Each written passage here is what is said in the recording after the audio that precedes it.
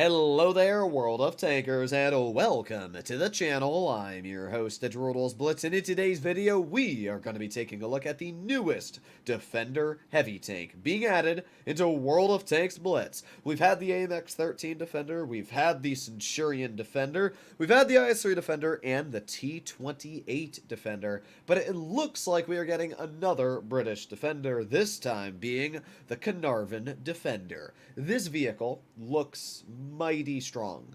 May I be willing to say overpowered? Well, I'll leave that up to the comments after this video is over and we break into these statistics, but oh boy, this is going to be a strong defender, is really the best way I can describe it. It plays, at least to what it looks like on paper, very similar to the Defender Mark I, just with more hit points and more alpha. So we can see some pictures of it in front of you. The tank looks pretty cool. I mean, I gotta be honest, this thing looks sick. Its turret's kind of weird looking, you can definitely see that. It's not your average turret when it comes to the Caernarvon, but I really like the whole design, how it's angled. It's kind of got like a dragon scale look to the front. Really, really cool. I think that's awesome.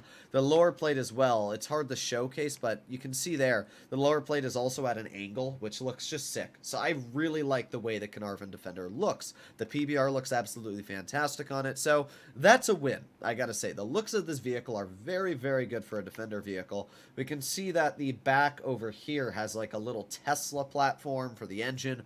Awesome. Good job Wargaming for the design of this vehicle. This is what the armor looks like of the tank. I can't say it's the best armor, but it looks pretty dang strong. With 191 millimeters of AP pen, we can see what it looks like hull down. There's really not any weak spots. To be honest, I'm not even sure if these spots here are weak, but it's quite a strong hull down armor profile against standard ammunition. This means that really anybody you're fighting with standard ammo, you're going to get bounces. With 226 AP, you still are going to be very good on the upper plate and very good on the turret, as we can see. So not bad at all on the armor profile. That's actually really, really solid, and it means that any tanks at tier 8 or tier 7 firing standard are really going to struggle to pen you, especially hull down, which we can see with 275 heat here. With 275 heat, it's still got some red, the roof of the turret, the edges, its mantlet is also red. The only spots you're going to be able to pen are the cheeks, and this is with 275 heat, so if you got like 250, it's probably going to be in between red and gray, but armor is not amazing on the turret, I'll definitely say that. It has weak spots, but that's good, because you don't want a tank that's just completely impervious hull down. So it's strong, it's kind of like a Vickers Light when it comes to that turret armor, but a bit better due to the fact that the edges are still very, very thick. The little bit of a closer picture, we can see that, yeah, with 275 heat, it's not going to be incredibly hard to pen, and especially when we load 295 heat, everything becomes a pen on the turret. But there's not many heavies that have that much heat pen, so you should be fine for the most part. Armor-wise, it's not bad at all. The lower plate's pretty weak, it's less than 100 millimeters thick as we can see, but overall, armor looks fine. Side armor's not all too good, but it seems just kind of like a stripped-down Caernarvon on the armor profile. So yeah, exciting, and really the most important part is this, the statistics of the Caernarvon Defender. So let's start off with the mobility, make our way to the gun, and finish off with, well, there's not much to finish off with, so let's take a look. It has a top speed of 30 kilometers per hour, making this a pretty average mobility-wise tank. It does not get special consumables for mobility, to what I'm aware of, or special provisions. So as of now, it's just a slow heavy. It's not going to be known for speed, and that's the same for its reverse. Normally, I like to see tanks going 16 to 20 kilometers per hour in reverse. A lot of heavies do that nowadays, like the 53 TP can actually go upwards of 51, or not 51, imagine, 21 in reverse. Gotta watch what I say there. The Mil 1 can go 20 in reverse. A lot of really strong heavies have the ability to go reverse fast, because when you dump your clip, it allows you that ability to back up and get away from the opponent trying to rush you.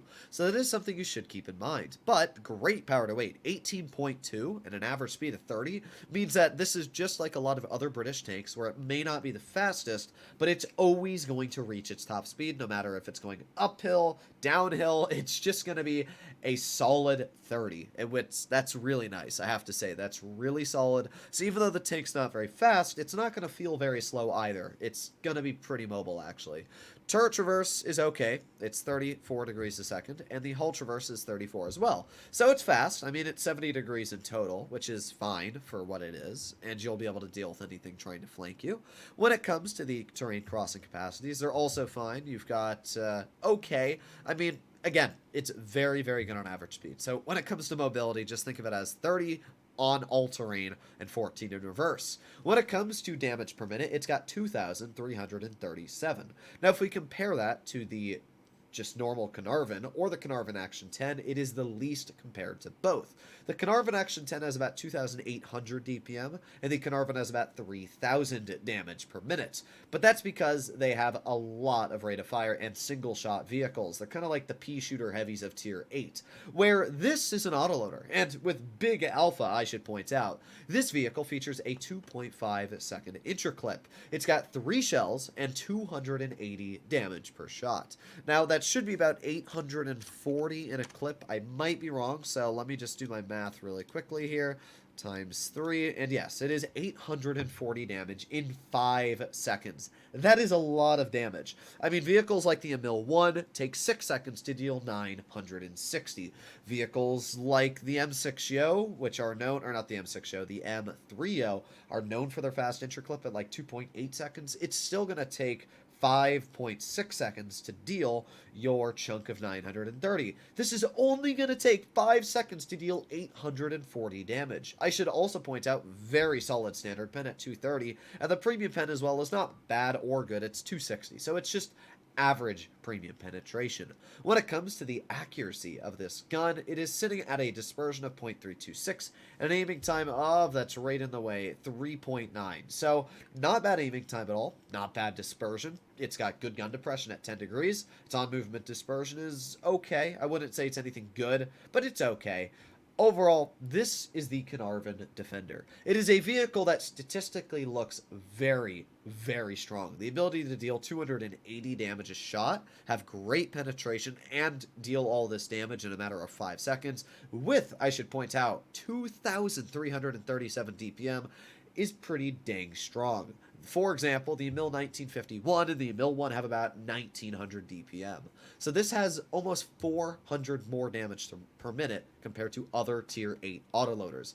I think this is going to be a very formidable opponent, and I cannot wait to see it enter the battlefield. Let me know in the comments down below what you all think. As I said, if you think this is going to be a strong vehicle, or, as I said, possibly overpowered, let me know. I'm really on the edge. I definitely see circumstances where this is literally just a Defender Mark 1 as a heavy tank, but I'm fine with that. I've really liked the Defender Mark 1. In fact, it's the vehicle that allowed me to get the IS-6 Fearless in ratings. So I like the Defender Mark 1, and if this plays just like that, I will really like this tank as well, because they're both similar in speed. The Defender Mark 1 is a lot slower compared to the average medium, but it's got a great power to weight, and this is a lot slower than the average heavy, but again, a great power to weight. They've got very similar guns. The Defender deals 700 and something damage, like 740 in a clip. This deals 840. Similar dumping times. Overall, both of these vehicles seem very similar and very solid. I'll see you in the next one. Bye-bye.